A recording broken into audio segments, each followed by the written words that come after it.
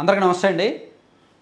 YSR Congress party అధికారం కోల్పోయిన తర్వాత వాళ్ళ మీద వరుసగా ఒకదానికొకటి స్కాములు, తప్పులు, నేరాలు, ఘోరాలు, పాపాలు అన్నీ బయటపడుతున్నాయి. అయితే ఇప్పుడు వరకు బయటపడిన ఒక ఎత్తు, ఇదొక ఎత్తు. ఇప్పుడు వరకు బయటపడిన ప్రతిదీ టీడీపీ వాళ్ళ కుట్ర అని తప్పించేసుకోవచ్చు. కాదంబరి జత్వాని కేసు టీడీపీ కుట్ర, తిరుమల లడ్డు చంద్రబాబు కుట్ర అని తప్పించేసుకోవచ్చు. కానీ అదానీ గారి దగ్గర నుంచి ఆయన తయారు చేసిన విద్యుత్తును కొనుగోలు చేయడానికి గత ప్రభుత్వం, జగన్మోహన్ రెడ్డి గారి ప్రభుత్వం ఒప్పందం చేసుకుంది. దేశవ్యాప్తంగా ఉన్న రేటు కంటే వీళ్ళు ఎక్కువగా ఒప్పందం చేసుకున్నారు. దానివల్ల ఆంధ్రప్రదేశ్ రాష్ట్ర ప్రజలకు సుమారుగా రాబోయే 25 ఏళ్లలో 1,10,000 కోట్ల నష్టం. దీని నిమిత్తం జగన్మోహన్ రెడ్డి గారు తీసుకున్న లంచం 1750 కోట్లు. ఇది చంద్రబాబు నాయుడు గారో, పవన్ కళ్యాణ్ గారో, లేదంటే వాళ్ళ అనుకూల మీడియానో చెప్పింది కాదు. అమెరికాలోని FBI చెప్పింది. న్యూయార్క్ కోర్టులో కేసు కూడా నమోదైంది, విచారణ జరుగుతోంది. ఈయన మీద కేసు కూడా నమోదైంది. ఈయన దానిలో భాగస్వామి. భవిష్యత్తులో ఈయన మీద కూడా వచ్చే అవకాశం ఉంది. మరి ఈయన డబ్బులు ఇచ్చినప్పుడు ఎవరికి ఇచ్చాడు అనేది కూడా కోర్టులు అడుగుతాయిగా. ఈయనకి ఇచ్చాడు.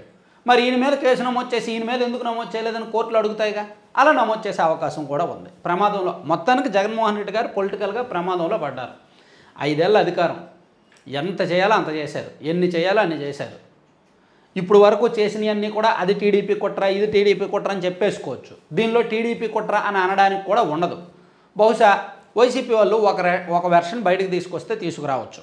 కానీ దానికి కూడా ఛాన్స్ లేదు. ఎందుకంటే అదానీ గారి జోలికి ఎవరూ వెళ్ళరు. అదానీ మన భారతదేశంలో, ప్రపంచంలో అత్యంత అపర కుబేరుడు. కార్పొరేట్ రంగాన్ని శాసిస్తున్న వ్యక్తి. దేశ సంపదతో వ్యాపారం చేస్తూనే ఆయన సంపద పెంచుకుంటున్న వ్యక్తి. దేశంలో సహజసిద్ధంగా వచ్చిన సముద్ర తీరం ఆయన గుప్పెట్లోనే ఉంది. గాలి, దుమ్ము, బొగ్గు అంటే భూమి లోపల ఆయన చేతుల్లోనే ఉంది, భూమిపైన ఆయన చేతుల్లోనే ఉంది. రేపు పొద్దున్న ఆకాశం కూడా ఆయనకి అప్పచెప్పేస్తారు బీజేపీ ఇంకో 5 ఏళ్ళు అధికారంలోకి వస్తే.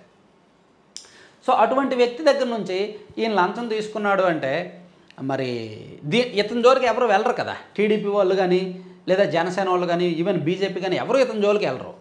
సో ఇతని మీద అమెరికాలో కుట్రలు చేసి కంప్లైంట్ రిజిస్టర్ చేయాల్సినంత అవసరం ఎవరికి, మన భారతదేశంలో ఏ పార్టీకి ఉండదు.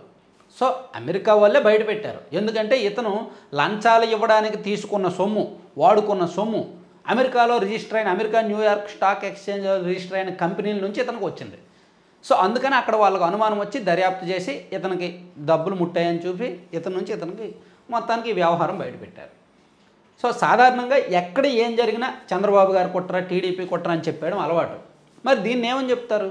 ఓకే, లోకేష్ గారు గత నెలలో అమెరికా వెళ్ళారు, ఈ న్యూయార్క్ ఇవి పర్యటించారు కాబట్టి అందుకే మా మీద కేసు నమోదైంది, లోకేష్ అమెరికా వెళ్ళి ఈ కుట్ర చేశాడు అని చెప్తే చెప్పొచ్చుగాక.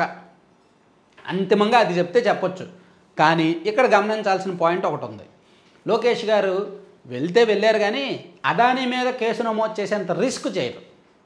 ఎందుకంటే అదానీ గారు నరేంద్ర మోదీకి అత్యంత సన్నిహితుడు, అత్యంత కావాల్సిన వ్యక్తి. సో ఆయన జోలికి వెళ్ళరు, ఆయన జోలికి వెళ్ళే సాహసం చేయరు. ఎందుకంటే ఇక్కడ జగన్మోహన్ రెడ్డి గారి కంటే అదానీనే ఎక్కువ ఇరుక్కుపోతాడు. జగన్మోహన్ రెడ్డి గారి కంటే అదానీకే ఎక్కువ నష్టం. ఈయనకు రాజకీయ నష్టం, ఆయనకు కార్పొరేట్గా బిజినెస్ నష్టం. ఈయన రంగంలో ఈయనకు నష్టం, ఈయన రంగంలో ఈయనకు నష్టం. ఈయన సహజ సంపదతో, ప్రకృతి వనరులతో వ్యాపారం చేసి కుబేరుడు అవుతాడు. ఈయన చేతిలో అధికారం ఉంటే ఏదైనా చేసి ఎంతైనా చేసి కుబేరుడు అవుతాడు. ఇద్దరికీ కూడా ప్రత్యేకమైన లక్షణాలు ఉన్నాయి. ఈయన మాత్రమే టీడీపీకి ప్రత్యర్థి, ఈయన టీడీపీకి ప్రత్యర్థి కాదు. పైగా ఈయన ఆంధ్రప్రదేశ్లో పెట్టుబడులు పెట్టడానికి ఒప్పందాలు కూడా కొన్ని చేసుకొని ఉన్నాడు. కాబట్టి ఈయన మీద కేసు నమోదు చేయించాల్సిన అవసరం టీడీపీ వాళ్ళకో ఎవరికో ఉండదన్నమాట. కాబట్టి దీనిలో టీడీపీ పాత్ర ఉండదు. టీడీపీ వాళ్ళ మీదకు తోసేయడానికి వైసీపీకి కూడా అవకాశం లేదు. సో దీని నుంచి తప్పించుకోవడం కష్టం. మేబీ అందుకని వాళ్ళు ఏం చెప్తారంటే మేము అదానీ నుంచి ఒప్పందం చేసుకోలేదు అని అంటారు. ఈరోజు సాక్షిలు అదే రాశారు, మేమేమి అదానీ నుంచి ఒప్పందం చేసుకోలేదు, సెకీతో ఒప్పందం చేసుకున్నామని. సెకీ అనేది కేవలం మధ్యవర్తిత్వం వస్తుంది అంతే. ఈ షర్ట్ ఒకటి తయారు చేస్తాడు, దాన్ని ఎవడో వేరేవాడు అమ్ముతాడు, మధ్యవర్తిత్వం ఒకడు ఉంటాడు. అమ్మేవాడికి కొనేవాడు మధ్యలో డీల్స్ కుదిర్చేసుకున్నారు. ఒరే ఇది 500 రూపాయల షర్టు, నీకు నేను 1500కు అమ్ముతాను, నువ్వు 2000కి అమ్మేయి అని అంటాడు. సో మధ్యలో ఉండేవాడు ఈ మొత్తం వ్యవహారాన్ని ఫ్యాబ్రిక్స్కి సంబంధించినోడో ఏదో డిపార్ట్మెంట్కి సంబంధించినోడు మధ్యలో తలదూరిస్తే, బాబు నువ్వు సైలెంట్గా ఉండు, మేము కుదుర్చుకున్నాము, నీకేం కావాలో అది తీసుకొని సైలెంట్గా ఉండు అంటారు. అలా అదానీ గారికి జగన్మోహన్ రెడ్డి గారికి ఒప్పందం జరిగితే సెకీ ఏం చేస్తుంది? వాళ్ళిద్దరి మధ్య జరిగింది చీకటి ఒప్పందం. సెకీతో జగన్మోహన్ రెడ్డి గారికి, సెకీతో విద్యుత్ పంపిణీకి సంస్థలకు జరిగింది బహిరంగ ఒప్పందం.